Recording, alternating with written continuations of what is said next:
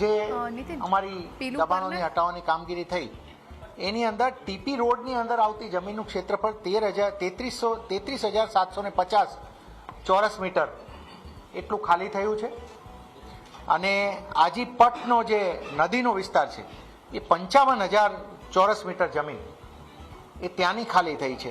એટલે હું આ બંનેનું જો જોડું તો 88,750 ચોરસ મીટર જમીન એ દબાણ મુક્ત થવા પામી છે. આઈ રિપીટ, 88,750 ચોરસ મીટર જમીન આમાં દબાણ મુક્ત થઈ છે.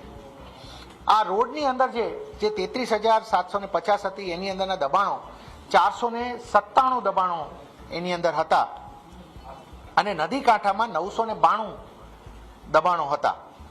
આમ કુલ દબાણો 1489 જે અમારા મેજર થયા.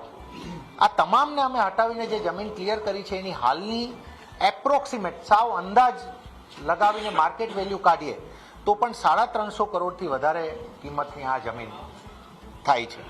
આમ આ 24 કલાક ચાલેલું અમારું ઓપરેશન એની અંદર અમારે 1512 મહાનગરપાલિકાનો મેન પાવર એની અંદર લાગ્યો. એમાં ઓફિસર્સથી લઈ અને મજૂર સુધીના લોકોની થઈ જાય છે કમ્પેરિઝન.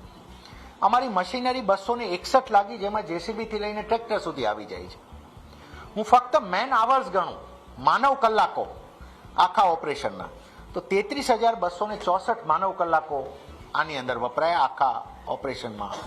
તો આની અંદર સૌથી પહેલાં તો લોક દરબાર, શાંતિ સમિતિ, મહોલ્લા સમિતિ અને જે રીતે વાત કરી કે બિલકુલ સંઘર્ષ વગરનું ડિમોલિશન કરવા માટે ઘરે ઘરે જ્યારે રાજકોટ મ્યુનિસિપલ કોર્પોરેશન, મેડિકલ અને ફાયરની ટીમો જતી, સાથે સાથે પીજીવીસીએલની ટીમો પણ પોતાની કાર્યવાહી માટે જતી, કે લાઇટ કનેક્શન કે નળ કનેક્શન કાપવા જતી, તો પોલીસની ટીમ પણ સાથે રહેતી.